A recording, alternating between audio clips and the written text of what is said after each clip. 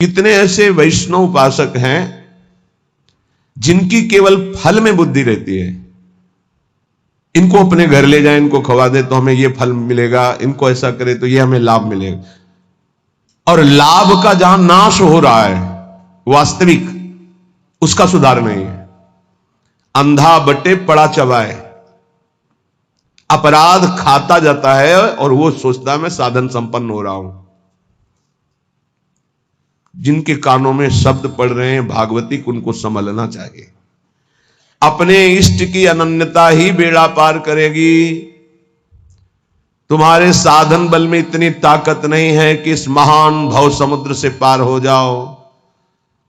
आचार्य चरण कह रहे हैं, क्वाहम मूढ़मति क्व नाम परमानंद सारम रसम। मैं मूढ़मति, कहां परमानंद का सार राधा नाम।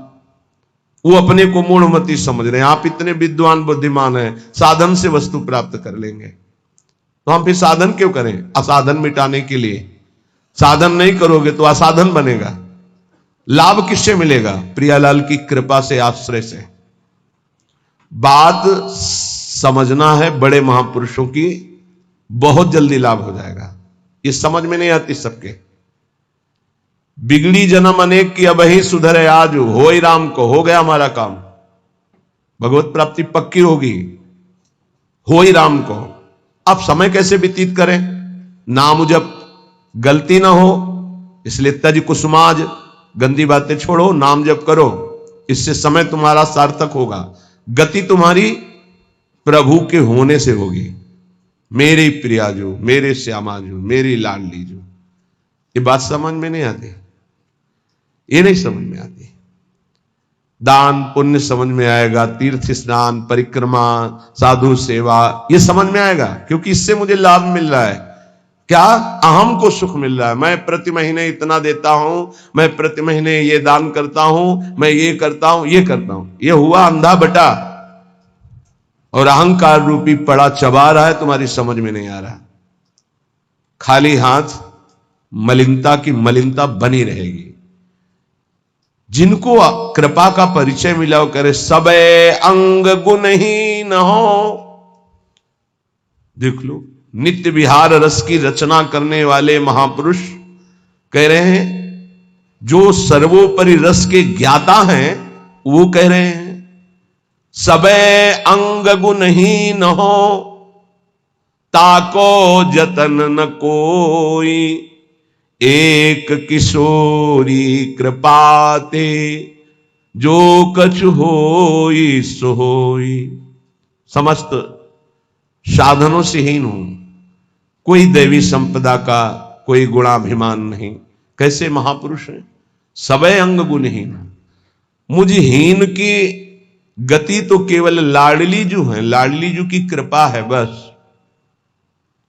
सो कृपाति सुलभ नहीं, ताको कौन उपाय, चरण शरण हरिवंश की सहज ही बन्यो बना। वो भी कृपा ऐसे सुलभ नहीं होती किशोरी जी की। बोले हमारा तो सब सहज बनाव बन गया, हित सजनी स्वरूपा हरिवंश महाप्रभु की शरण मिल गई, तो श्री हरिवंश कृपा हुई तो लाडली जी की कृपा बरसने लगी। किसके ऊपर? जो सबे अंग गुणहीन हो, किंचन मात्र अहंकार नहीं। प्राय हम देख रहे हैं कि अहंकार की धरा में जिससे अहंकार पुष्ट हो, वो कार्य करने में सुख मिल रहा है अंतःकरण को। ध्यान से देखिएगा तो आपको परिचय मिल जाएगा। मैं ये कर रहा हूं, मैं ये करूंगा, मैंने इतना जपा, मैं इतना जपूंगा, ये अहम अंदर जो है वो सुखानुभूति दे रहा है, वो साधना की। और महान प्रेम रस प्राप्ति के लिए साधन सुख का नहीं, आश्रय सुख का रसास्वादन होता है। साधन तो आश्रित से ऐसा होता है कि अहंकारी से हो ही नहीं सकता है। 5 मिनट में जो आश्रित का भजन होगा, वो 5 घंटे अहंकारी करे तो भी नहीं पहुंच सकता।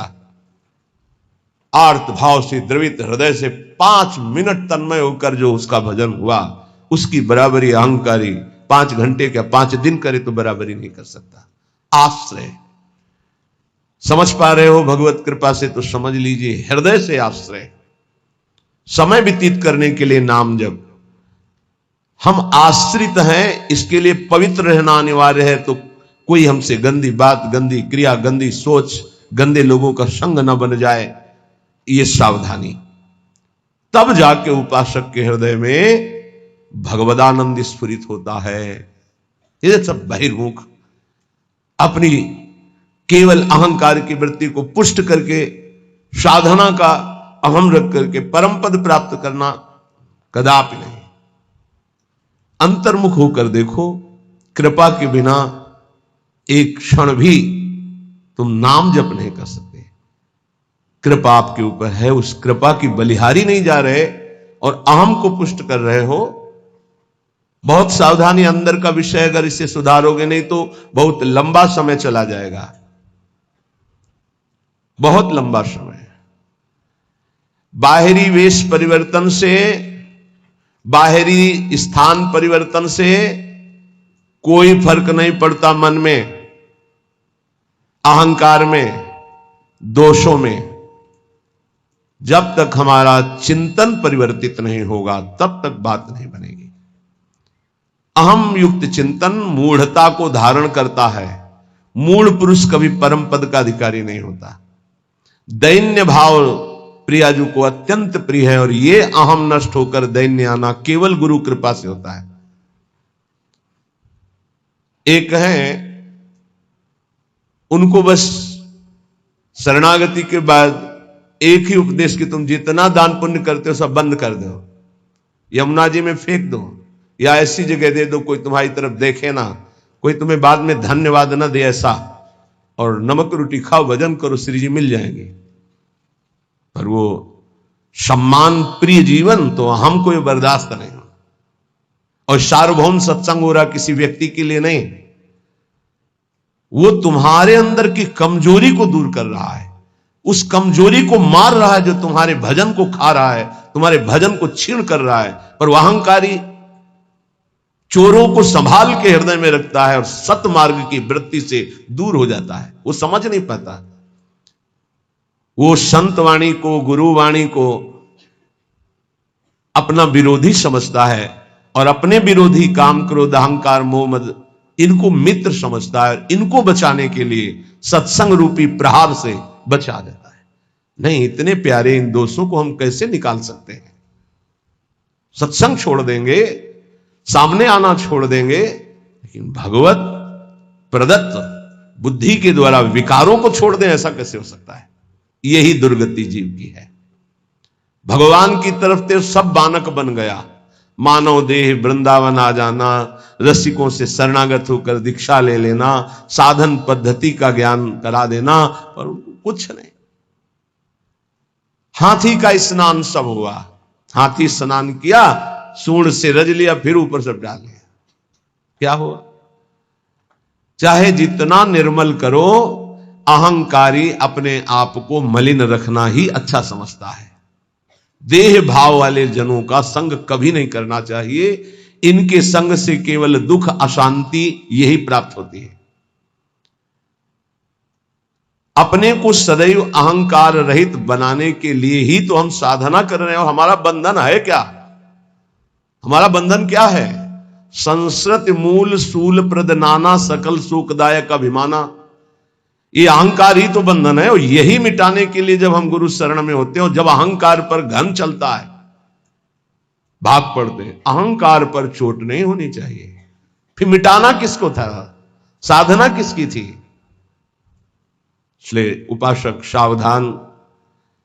श्रीपाद प्रबोधानंद जी कह रहे हैं, भ्रातस्ते किमु निश्चयेन विदितः स्वस्यांत कालः किमु त्वं जानासि महामनुं बलवतो मृत्युर्गति स्तंभने मृत्युस्तत्करणं प्रतीक्षत इति त्वं वेत्सि किं वा यतो बारंबारमसंक एव चलसे वृंदावनादन्यतः भ्रातस ते किम निश्चयन विदितः श्वश्यांत कालः किम। ए भाई, क्या तुम जान गए हो कि तुम्हारा मृत्यु का समय कब है? तुम निश्चित जानते हो? तो उत्तर आएगा नहीं जानता। तो फिर तुम बलवान मृत्यु की रोकने की गति क्यों नहीं प्राप्त कर रहे? जहां तुम्हें मृत्यु छू न सके ऐसी स्थिति में क्यों नहीं पहुंचना चाहते हो? क्यों बार बार जन्मना मरना पसंद करते हो? अर्थात इस भयावह दुखालय संसार से तुम मुक्त होने का उपाय क्यों नहीं कर लेते हो? तुम्हें पता है एक दिन मृत्यु आएगी, उस दिन का मुझे पता नहीं। हे भाई, तू बलवान मृत्यु को रोकने का उपाय क्यों नहीं कर रहा? क्या उपाय? रोकने का क्या उपाय? हमारी जो शरीर से तन्मयता है, तन्मयता हट जाए और प्रभु में तन्मयता हो जाए, तो जैसे सांप ने आक्रमण किया, कपड़ा उतार के फेंक दिया, वो उसी को काट रहा है, मेरे ऊपर कोई फर्क नहीं पड़ा। ऐसे ही हमारा कपड़ा है ये स्थूल देह, केवल स्थूल देह पर प्रहार होता है मृत्यु का। सूक्ष्म देह कारण और जीवात्मा ये पुनः नए शरीर को धारण करते हैं, स्थूल छूटता रहता है। श्रीपाद कह रहे हैं, जब तुम्हें अपनी मृत्यु का पता नहीं और मरोगे, तो तुम उपाय क्यों ऐसा नहीं कर लेते जिससे मृत्यु तुम्हें स्पर्श न कर पावे? जब तुम्हारी मृत्यु होगी तो तुम्हारा कुछ नहीं होगा इस मृत्यु लोक का, तो अपनी श्वासें ऐसी जगह क्यों नष्ट कर रहे हो जहां कुछ तुम्हें नहीं मिलेगा? कई बार प्रार्थना की है, मानो आपको एक ऐसे देश भेजा जाए जहां बहुत सब सुविधाएं मिल जाएंगी, खूब भोग भोगो, रुपया पैसा मकान सब, लेकिन वीजा है आपका, उसके तिथि तारीख पूर्ण होने पर आपको तुरंत वापस बुलाया जाएगा। जब वहां से वापस बुलाया जाएगा तो कुछ नहीं, कपड़ा भी उतरा लिया जाएगा। बोलो, ऐसे देश में रहना पसंद करोगे जाना? विचार करके देखो, कपड़ा भी उतरा लिया जाएगा, फिर देश से बाहर निकलो। चाहे जितना पुत्र पुत्री परिवार रुपया पैसा गाड़ी घोड़ा मकान सब एकत्रित कर लिया, लेकिन जब उस देश का वीजा खत्म होगा तो कपड़ा भी उतरा लिया जाएगा और आपको भगा दिया जाएगा। बोलो, ऐसे देश में रहना पसंद करोगे, राजी रहोगे?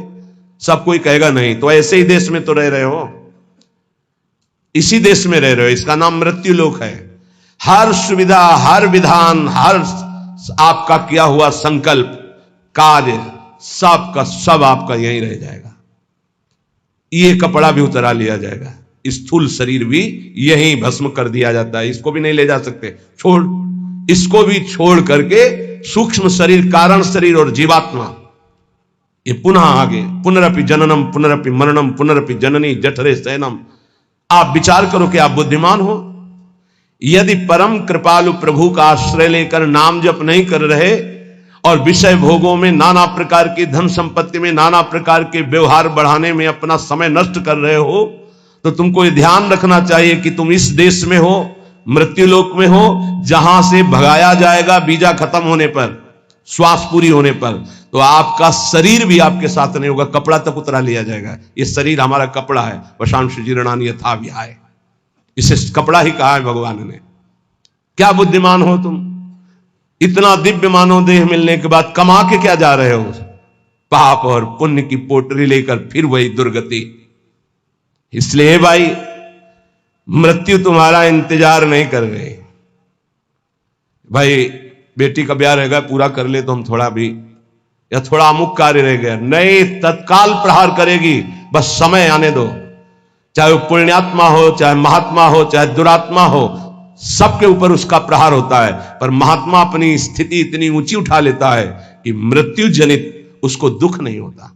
जैसे मत वाले हाथी के गले से फूलों की माला कब टूट के गिर गई पता नहीं चलता, ऐसे भगवत प्राप्त महात्मा का शरीर कब छूट गया उसको कोई पता नहीं, क्योंकि हर समय जिसमें रमण कर रहा था वो उसी में रमण करता है। शरीर एक स्वप्न की तरह छूट गया। इसलिए मेरी प्रार्थना मान ले भ्रातस, ए भाई, बारंबार असंख्य एव चल से वृंदावनादन्यतः। वृंदावन प्रिया प्रीतम प्रेमी जन भगवन नाम इनको तू छोड़कर बार बार अन्य चिंतन करता है, अन्य क्रियाएं करता है, अन्य बातों में मन लगा रहा है, तुझे डर नहीं लग रहा कि तेरी मृत्यु होने वाली है? बहुत भयावह संसार है, बहुत भयावह। क्योंकि आपको भुलावे में डाल दिया गया, इसलिए आपको ऐसा नहीं लग रहा। यहां प्रति मिनट प्रति सेकंड ऐसे सावधान है जैसे युद्ध क्षेत्र में चारों तरफ से बाण चल रहे हो और वो महारथी अतिरथी वीर अपने को बचाते हुए निकल रहा हो, ऐसे चला जा रहा है। एक एक सेकंड सावधान, नेत्र खुले हर समय, मंत्राकार वृत्ति, कभी भी शरीर छूट सकता है। क्यों? क्योंकि पता है ऐसी स्थिति है। आपको एकदम भुलावे में डाल दिया गया है। आपके पास वो पार्षद नहीं है जो आपको सावधान करे। बड़ी कृपा है जिनको भगवान ने ऐसी बुद्धि दे दी, ऐसी विवेक दे दिया, यहां से चलना है, रहना नहीं, देश बिराना है। सबसे सबकी सेवा करो, सबको प्यार करो। वो प्यार, वो सेवा एकमात्र भगवान के प्रेम के लिए, भगवान की प्राप्ति के लिए। खूब धन कमाओ धर्म पूर्वक, दूसरों को सुख पहुंचाओ और उस सुख को भगवान के चरणों में समर्पित करो, तो सुख सिंधु भगवान तुम पर प्रसन्न हो जाएंगे। मृत्यु पर तुम विजय प्राप्त कर लोगे। ए भाई, बार बार धाम छोड़कर, नाम छोड़कर, प्रिया प्रीतम को छोड़कर संसार का चिंतन करते हो, पता है किसी भी श्वास में तुम्हारे ऊपर मृत्यु का प्रहार हो जाएगा। इसलिए कृष्णानंद रसाम्बुधे परतरम सारम विचित्रोज्ज्वला कारम पारगतैरपि श्रुति शिरो वृंदस्य नेक्षम मनाक् श्री वृंदा विपिनम सुदुर्लभतरम प्रत्यासमासाद्य भो क्षुद्रासा कुपी साचिका वशगतो वम भ्रम्य से किम बही। ए भाई, यदि वृंदावन तुम्हें आने को मिल गया, वृंदावन का एक भी घंटे आपने वास स्वीकार किया, यहां रहे एक घंटे भी, और नाम जप कर लिया या सत्संग सुन लिया या बिहारी जी के दर्शन कर लिए, तो उज्ज्वलाकार श्रेष्ठतम सार अर्थात महाप्रेम प्राप्ति के लिए तुमने कमर कस ली। थोड़ा समय भी वृंदावन में व्यतीत किया तो कृष्णानंद रसाम्बुधे परतरम सारम विचित्रोज्ज्वला, ये धाम कृष्णा श्री स्वामिनी जी का नाम है, प्रिया जी का नाम कृष्णा भी है। कृष्णानंद रसाम्बुधे, प्रियालाल के अद्भुत आनंद रस का समुद्र वृंदावन है। यदि आप थोड़ा भी रह गए तो आपका मंगल हो जाएगा। सत्संग जो सुनते हैं उनके जीवन का कैसे परिवर्तन हो रहा है, ये भगवत कृपा से दर्शन करने को मिलता है। पर दीपक तले अंधेला, ये जरूर कहावत सार्थक नजर आती।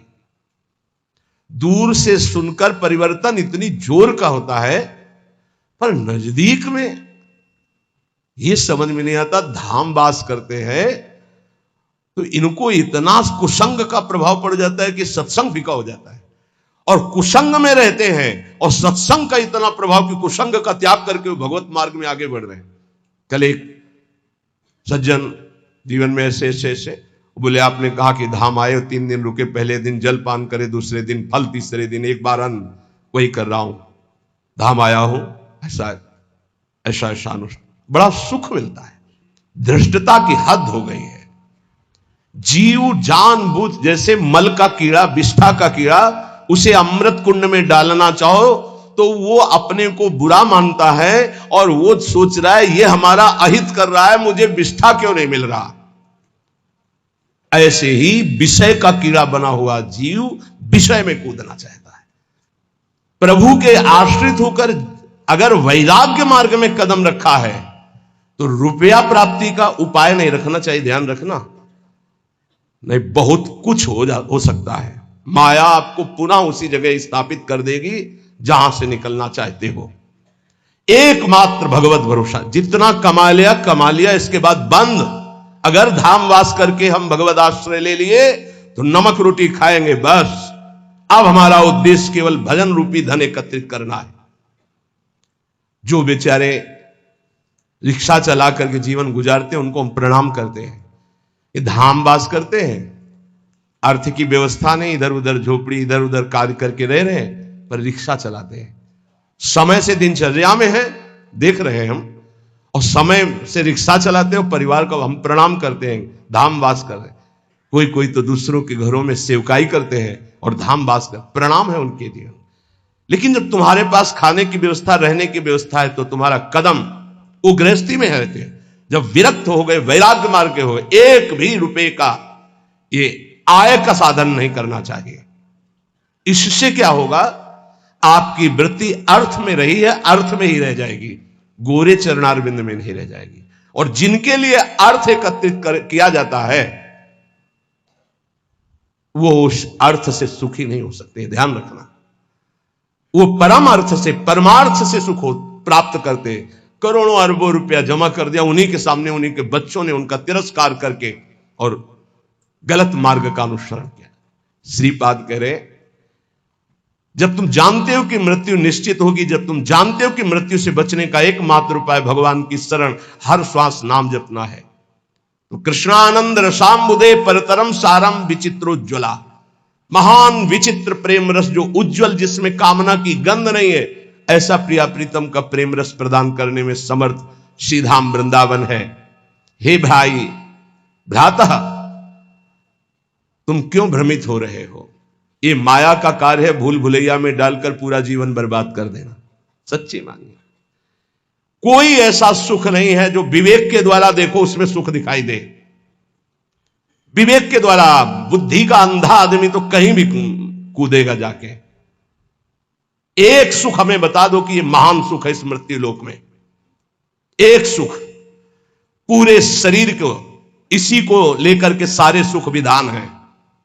कुछ भी खाओ 6 घंटे में दुर्गंध युक्त मल, कुछ भी पियो दुर्गंध युक्त लघुशंका, छिड़क दो गंदगी, कान साफ करो गंदगी, सुबह देखो आंखों में गंदगी, और नीचे तो गंदगी के कुंड ही हैं। और इसी शरीर को सजाना, इसी शरीर को भोगना कौन सा सुख हो सकता है?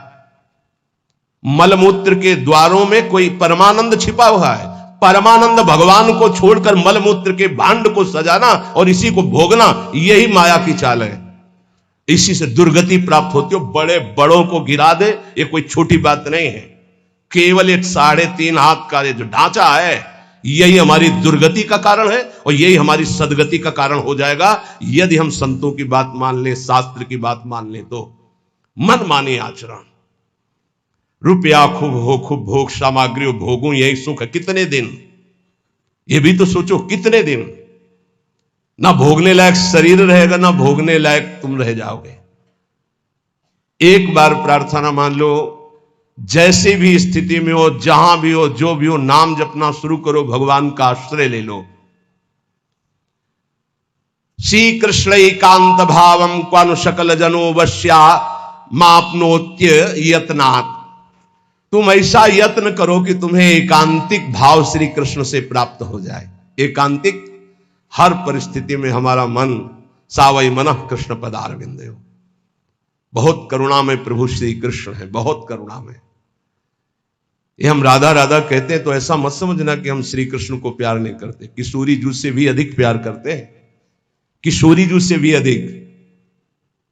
हमारी स्वामिनी जू के प्राण प्रिय हैं लाल जू, तो हमें कैसे लगेंगे? सोचो, जो हमारे प्राण प्रिय हैं उनको प्राण प्रिय हैं लाल जू, तो हमें लाल जू कितने प्यारे लगेंगे। मेरी प्यारी जू क्या कहती, मुंह को तो भावती ठोर प्यारे के नैनन में। मेरी स्वामिनी क्या कहती, मेरे तन मन प्राण होते प्रीतम प्रीतम। मेरे लिए प्रीतम क्या हुए, प्यारी जू से भी बढ़कर प्यारे, क्योंकि वो मेरी प्यारी के सुख समुद्र है। श्री कृष्ण एकांतिक वृत्ति, एकांतिक, श्री कृष्ण के सिवा अन्य कोई आश्रय ना हो। ये बहुत खास बात हम बार बार इसलिए आ जाती है, इसी से परम पद मिलता है, इसी से कल्याण होता है, इसी से बचाव होता है, इसी से सदगति होती है, और ये पकड़ नहीं पा रहे। बार बार ये प्रश्न आता है कि जब आप आश्रय पे बोलते हो तो हमारा मन भजन से हटने लगता है। कैसी बात करते हो? आश्रित का मन भजन में ही डूबता है। भगवद आश्रय रहित भजन कोई कर सकता है? कैसे आप ज्ञान की बात करते हो? यही तो समझ में नहीं आ रहा अहंकार को। भगवद आश्रित से जो भजन होता है रोम रोम से भजन होने लगता है, अंदर से आत्मसमर्पण रोम रोम, जहां समर्पण वहीं भजन होता है। जैसे हमारा शरीर से आत्मवत भाव हो गया तो शरीर का भजन हो रहा है, ये खाना, ये देखना, ये पीना, ये भोगना, ये छूना, ये सूंघना। एक बार थोड़ा विवेक से विचार करो, क्या सुख चाहते हो, कौन सा सुख है, किसमें सुख है, किसमें है। थोड़ा विवेक से विचार करके देखो। बस ये ऑपरेशन समझो सत्संग का। किस जगह सुख है, कौन सा सुख है, विचार करके देखो। केवल मुझे भ्रमित करके जो मानव देह का टाइम समय मिला है उसे नष्ट कर रही माया, और कोई कार्य नहीं। जीवन जीने के लिए जो मिले प्रभु को अर्पित करके प्रसाद रूप से पाओ। जो भोग वासना धर्म के अंतर्गत उसे भोगो, मना नहीं कर रहे, लेकिन अधर्म युक्त चेष्टा करके नरकगामी क्यों बनना चाहते हो, क्यों पापाचरण करते हो। ये मानव जीवन केवल श्री कृष्ण प्राप्ति के लिए, प्रियालाल की प्राप्ति के लिए है। इसलिए हम चिल्ला चिल्ला कर कहते राधा राधा राधा, क्योंकि करुणामयी स्वामिनी कभी हमारी पुकार सुन लेंगी तो हमारी बात बन जाएगी।